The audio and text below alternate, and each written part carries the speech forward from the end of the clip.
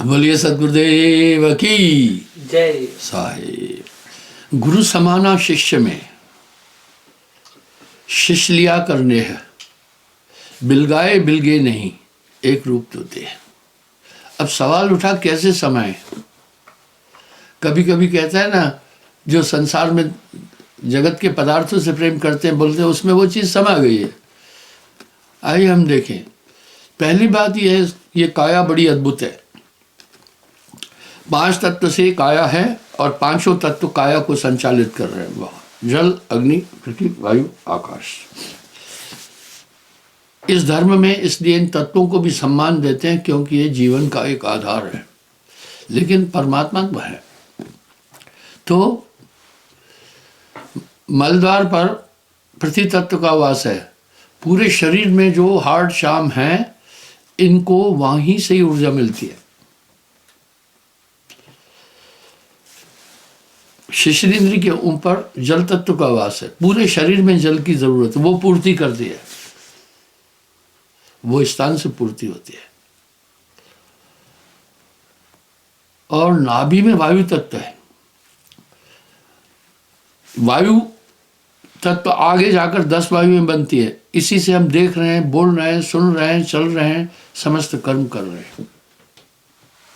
वह संचालन वहां से हो रहा है। अपान, समान, उदान, प्राण, सर्वतन, व्यान, देवदत्त, किरकिल, डाक, धनंजय, सबल आदि वायु यहीं से चल रही है। मुख में अग्नि तत्व है। इसी अग्नि तत्व के कारण से पूरे शरीर को ऊष्मा मिलती है। अगर ऊष्मा नहीं मिले तो जल तत्व की अधिकता के कारण शरीर सीज हो जाएगा। क्या कमाल है शरीर के अंदर। और सुषुम्ना में आकाश तत्व है, वो अपना काम कर रहा है। तभी साहब वाणी में एक शब्द कह रहे हैं, ये काया है समृत केरी, काया की गत काव नहरी, शिव गोरख सो पच पछारे, इस काया का भेद न पाए। कबीर काया अथाह है, कोई बड़ा जाने भेद। निसंदेह इस काया का भेद जल्दी से मनुष्य नहीं प्राप्त कर पा रहा है। ये पूरा खेला हो रहा है। मैंने ये प्रसंग पहले भी बोला। एक चिकित्सा वैज्ञानिक से मैंने बात पूछी। मैं कहा, भाई शरीर के विषय में चिकित्सा विज्ञान कहाँ तक पहुँचा है। बोला, महाराज शरीर की बात छोड़ो, एक आंख पर, सिर्फ आंख पर चिकित्सा विज्ञान एक मत नहीं है, पूरी शरीर तो बहुत बड़ी बात है। तो यहाँ साहब क्या कह रहे हैं, ये काया है समृत केरी, काया की गत ना है काव नहरी। आज मैं बताऊंगा गुरु शिष्य में कैसे समाता है। साहब वाणी में फरमा रहे हैं, गुरु समाना शिष्य में शिष्य लिया करने है, बिलगाए बिलगे नहीं, एक रूप हृदय।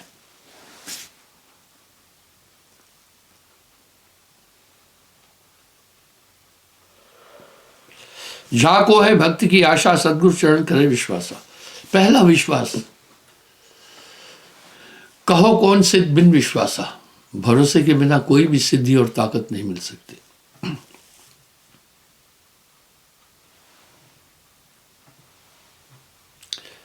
तजे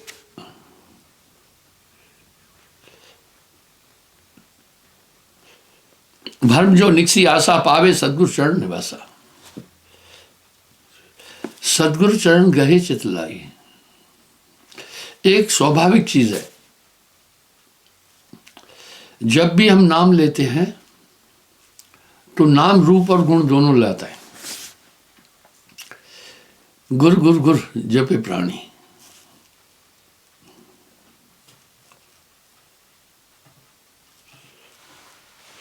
सदगुरु चरण गहे चितलाई, इतनी महिमा वेद भी तो कह रहे हैं ना। वेद हमारा भेद है, हम वेदन के माँ पर जौन वेद में हम रहे, वेद भी जानत है।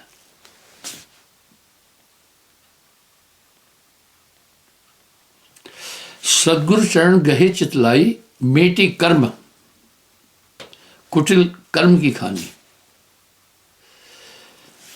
गुरु के सुमरण मात्र से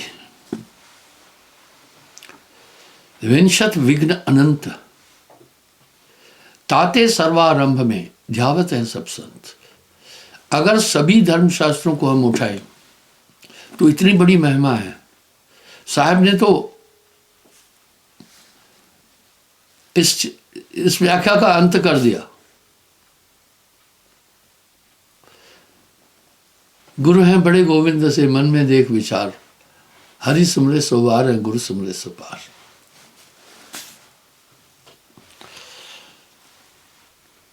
आगे मिले बंदगी कीजिए, पाछे चरण कमल चित दीजिए। शब्द सूरत मिल रहे समाई, ताप तपे नहीं सूरत समाई। शिष्य के हृदय गुरु को वासा। अब यहां कह रहे हैं गुरु का वास। थोड़ा सा आप चिंतन कीजिएगा। साहब की वाणी उलझुल नहीं है, तुकबंदी भी नहीं है। जब मैं था तो गुरु नहीं, अब गुरु है मैं ना है। प्रेम गली अति संकरी, तामे दोय न समाए। आपके अंदर जो भी संस्कार आए वो संस्कार भौतिक तत्वों को देखकर आए और इंद्रियों द्वारा ग्रहण किया। जो जो शब्द आपने सुने वही वही आप अपने अंदर बिठाए, वही फीड किया आपने। पूरी दुनिया का कचरा मनुष्य के मस्तिष्क में भरा पड़ा है। ये सब तो मन के द्वारा उत्पन्न स्थिति है। चिंता तो सतनाम की, चिंता तो सतनाम की और न चितवे दास। जो कश्चितवे नाम बिन वही काल की फांस। इसलिए ये पूरी चीजें नाम अंदर से सफाई कर देता है। कैसे? जैसे दवा हम लेते हैं तो वेद जानता है उस रोग की निवृत्ति के लिए क्या साधन है। वो दवा अंदर पहुंचते ही अपना काम शुरू करती है, पर आदमी को नहीं दिख रहा है। दवा अपना काम शुरू कर देती है। इस तरह नाम की प्राप्ति के बाद नाम अपना काम शुरू करता है। क्या शुरू करता है? जो मत्सर हमारे हृदय में निवास करते हैं, जो हमें हमेशा बुराई की तरफ ले जाते हैं, काम, क्रोध, लोभ, मोह, अहंकार आदि, वो सब स्वतः ही घुलने लग जाते हैं। ऐसे ही नानक देव जी नहीं फरमा रहे हैं सकल रोग की औषध नाम। और काम, क्रोध, लोभ, मोह, अहंकार से इनकी रोगों की उत्पत्ति होती है। इसकी व्याख्या मैं कई बार सत्संग में दे चुका हूं। काम से क्षय, टीबी और दुर्बलता जैसे कई रोग होते हैं। क्रोध से ब्लड प्रेशर, हृदय संबंधी कई बीमारियां होती हैं।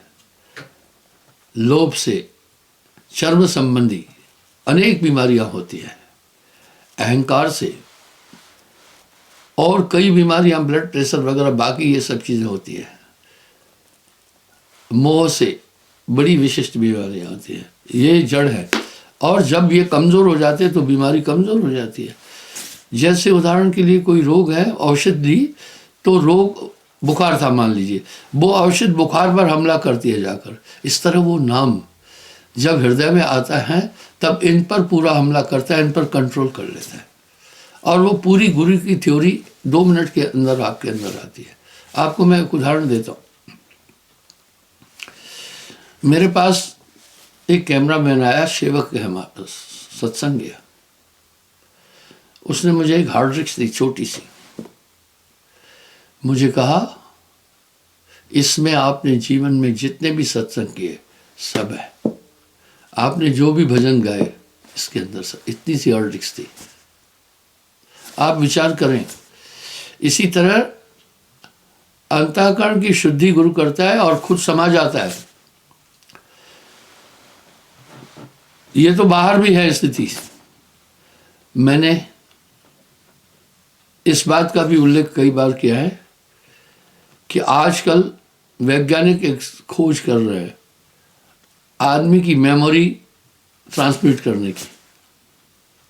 एलन मास्क तो यूं कह रहे हैं हम एक चिप देंगे, वो दिमाग में सेट करेंगे, उसके बाद फिर चिप काम करने लगेगी। दिमाग आपका गलत फिर काम करेगा। नहीं करो ये गलती। मैं ये कह रहा हूं जो नेचर के द्वारा बनी चीजें बड़ी प्री प्लान से हैं। उदाहरण सामने है। पहले वैज्ञानिकों ने कहा कि सेल टूटते हैं, स्नायु मंडल टूटता है, इससे बुढ़ापा आता है, इनको मजबूत करो।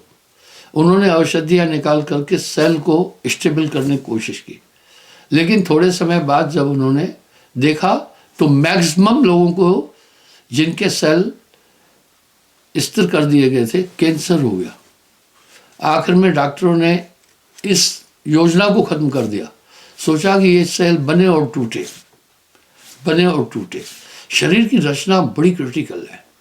शरीर पर तो साहब ये कह दिए, ये काया है समृद्ध केरी, काया की गत काव नहरी, शिव गोरख सो पच पछारे, इस काया का भेद न पाए। कितना अनंत है ये काया। कबीर काया अनंत है, कोई विरला जाने भेद। वेद भी तो कह रहा है ये पिंडे से ब्रह्मांड, पिंड और ब्रह्मांड समान है। इसके अंदर बड़ी बड़ी चीजें हैं। इस घट भीतर 9 लाख तारे, इसी में सूरज चंदा। इस बड़ा लंबा भजन है जिसका उल्लेख मैं कर चुका हूँ। इस घट भीतर 3 लोक है, पूरा ब्रह्मांड इसमें, यही में है करता रहा। इस घट भीतर ब्रह्मा विष्णु शिव सनकादि अपारा, कहत कबीर सुनो भाई साधो, यही में गुरु हमारा, पर जाने का कोई जानना ना। आप देखिए विष अमृत रहत एक संगा। आप जब भी कुछ गलत करने जाते हैं, ऑटोमेटिक आपको सेफ्टी देने वाला एक विचार आ जाता है, ये नहीं करो। अलग बात है कि आप उसकी उल्लंघना करके बरबस उस कर्म को करते हैं, पर पूरी सिस्टम इस काया के अंदर है। काया गढ़ खोज मेरे भाई, तेरी काल अवध ठहर जाए। कह रहे शिष्य के हृदय गुरु को वासा, शिष्य रहे गुरु चरण निवासा। अब हृदय में कैसे शिष्य समा गया। कभी कभी आदमी जिन चीज़ों से प्रेम करता है तो कहता है मेरे दिल में तुम समा गए हो। कोई दिल में कैसे समाता है जब उनसे हम अटूट प्रेम करते हैं। इसलिए जब हमारा पूरा साय भविष्य क्या कह रहे हैं कि सुरती गुरु चरण में ही बनी रहे, हमेशा गुरु को करता कर मानिए, रहिए शब्द समाये, दर्शन कीजिए, बंदगी सुने, सुरक्षित लाए।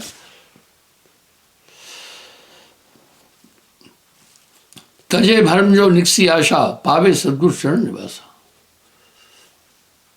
यम को अंत जान जो पावे, भव सागर तब साध कहावे।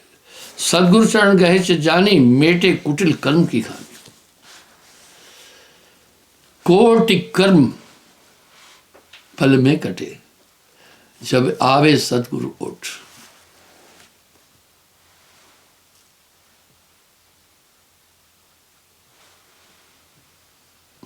चौदह यम का सकल पसारा, सदगुरु शरण होए निर्वारा।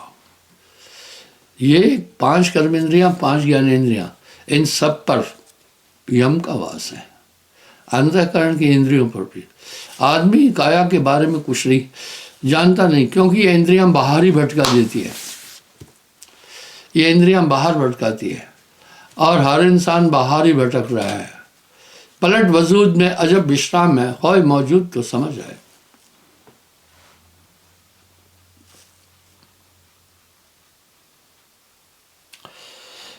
चौरासी कर कर्म अपारा, बिन सदगुरु को करे उबारा। गुरु कर्ता गुरुदेव नरेशा, बिन गुरुगम सब भेद अनेशा। गुरु से दूसरा और न कोई, जाते मुक्त पदारथ हुए। गुरु कर्ता कर मानिए, रहिए शब्द समाये, दर्शन कीजिए बंदगी सुने सुरत लगाए। अब सवाल आया शिष्य के अंदर गुरु समाया कैसे। देखिए वाणी कह रही है, गुरु समाना शिष्य में, शिष्य लिया करने, बिलगाए बिलगे नहीं, एक प्राण दुई दे। अब यहां बड़ा साफ साफ बोल रहे हैं, गुरु समाना शिष्य में। ये समा कैसे गया। आप देखो पूरी दुनिया अपने में समाई है, माँ बाप को समाया, भाई बहन को समाया, पत्नी को अपने में समाया हुआ है। ये पूरा बखेड़ा हमारी कर्म ज्ञान इंद्रियों का है। गुरु कैसे समाया, शब्द रूप में समाया जाता है। उदाहरण के लिए दीक्षा के समय 7 नियम बताए थे। जब भी आप नियम का उल्लंघन करने जाते हैं, वो शब्द आपके सामने आ जाता है कि ये कार्य अनित है, ये नहीं करो। तो बंधुओं, ताहे गुरु को सत्य जो कीजिए, बाहर अंते चित न दीजिए। जो गुरु शिष्य हृदय ना होए। अगर गुरु नहीं समाया है शिष्य के अंदर, तो फिर उसके पास वो कला नहीं है। आगे साहब कह रहे अगर नहीं समाया तो फिर वो गुरु नहीं है।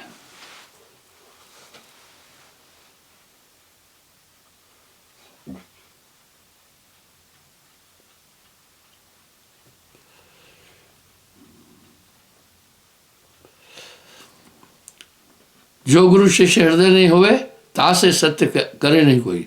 गुरु बाहर शिष्य भीतर आवे दुबधा दो का काल तेला। गुरु का शब्द उल्लांघ कर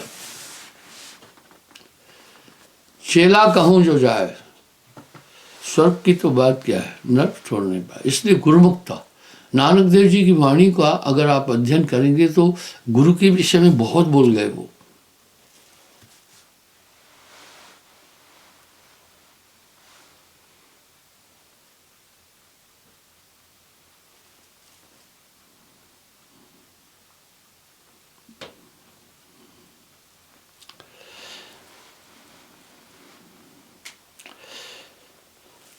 गुरबिन दान जो देते हैं, गुरबिन लेते नाम, गुरबिन दान हराम है बूझो वेद पुराण।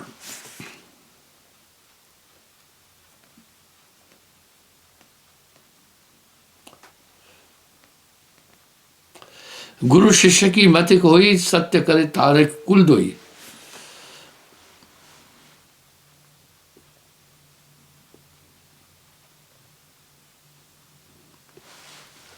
नौका हूं पर जीव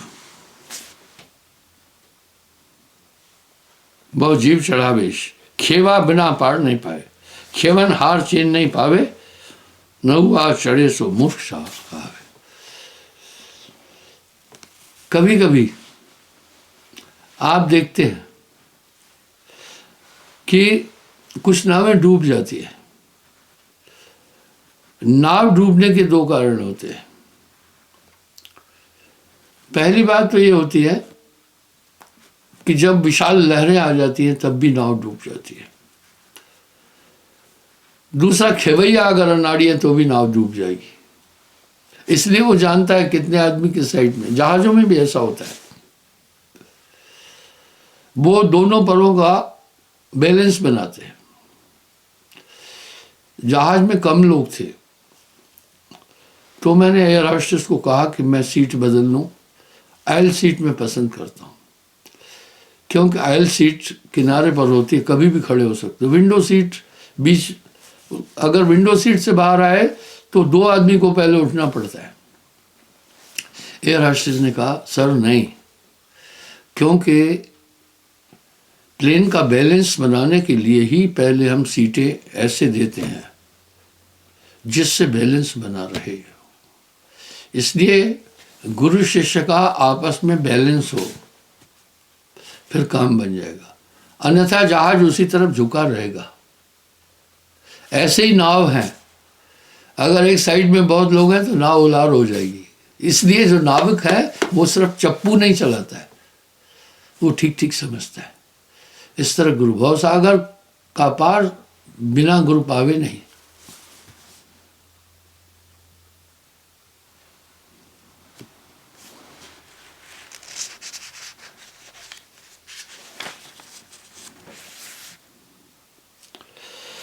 चोर की नाव चढ़े जो कोई, सागर पार कभू न होई।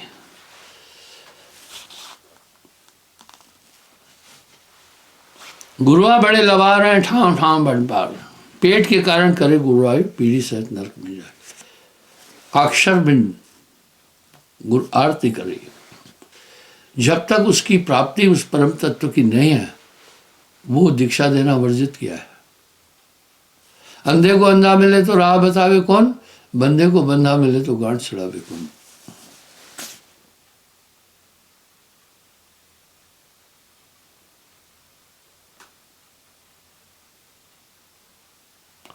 घर घर गुरु गरे घर चेला, लालच बाचे करे अकेला। एम जो होए दोजक भूठा, काल कला धर गहे न खूठा। ऐसे सत्य करे जो कोई, धोखे जाए काल बस होई। गुरु की करनी शिष्य जो पावे, तब सत्कर सतलोक सिधाए। गुरुमुख का क्या मतलब है? गुरु के शब्द, मुख से निकले शब्दों का अनुकरण कर। गुरुमुख लाहा ले गए, मनमुख चले मूल गवाए जी। गुरु की आज्ञाते आवे ही, गुरु आज्ञाते जाए। कहे कबीर दास को, तीन लोग ठहरना है। साहब कहाँ तक कह दिए, कहे पहले गुरु से पूछिए कीजिए काज बहोर। कहे कबीर पहले गुरु से पूछिए कीजिए काज बहोर, इससे मिटे जीव का खोर। अर्थात प्रथम गुरु से पूछकर कार्य करो, वो हमेशा परम सिद्ध होता है। मुझे एक उदाहरण याद आ गया। एक हमारा सत्संगी था, मुझे उसने कहा गुरुजी मैं आलू को कोल्ड स्टोर में संग्रहित करना स्टोरेज करना चाहता हूँ। क्या था उस समय आलू बहुत महंगे हो गए थे, 150 रुपये किलो। होती क्या गलती है, जो चीज़ महंगी हो जाती है फिर सभी किसान वही बोते हैं। अच्छा मैंने भी कह दिया करो। उसने 2-3 लाख रुपए के आलू स्टोर में किए। आलू का भाव ऐसे टूटा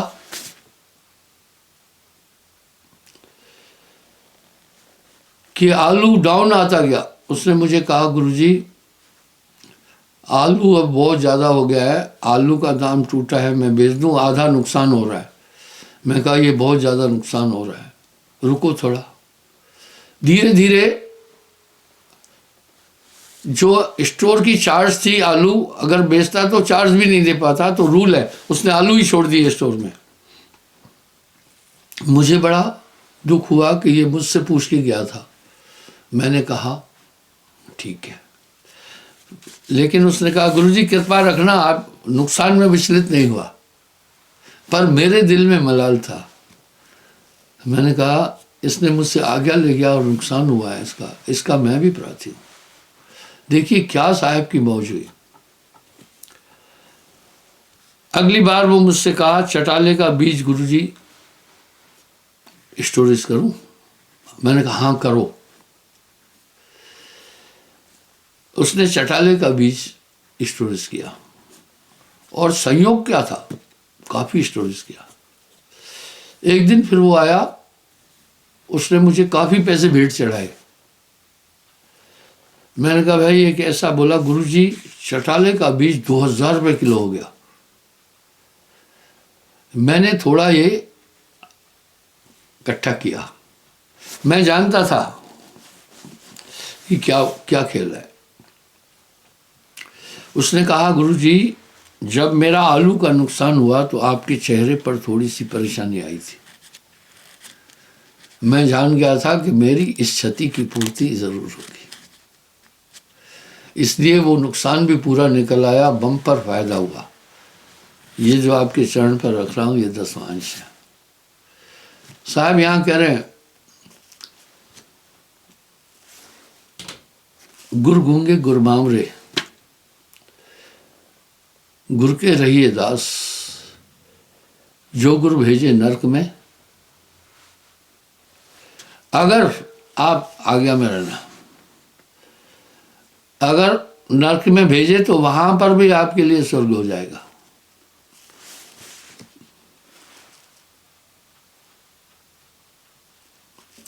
जैसे स्वान काम बस दावे, तृष्णा बांध अंग लगावे, तृष्णा मेट गांठ जुड़ जाई, पाछे शीश धुन पछताई। गुरु की करनी शिष्य जो पावे, तब सत्कर सतलोक सिधावे। गुरु आज्ञा ते आवे, गुरु आज्ञा ते जाए, कहे कबीर ता दास को 3 लोक बहनाए।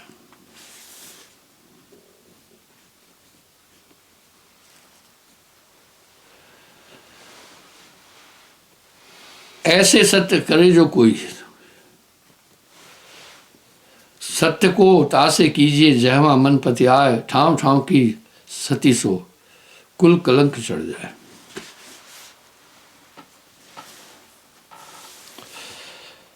गुरु गम शब्द जान जो पावे, तब जो 14 यम फंद मिटावे।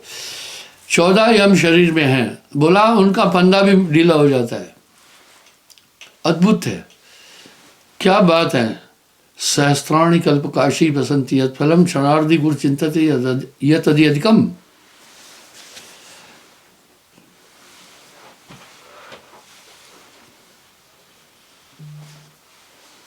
दया, धीरज, संतोष, भक्त सब आकर उसमें प्रवेश करेंगे।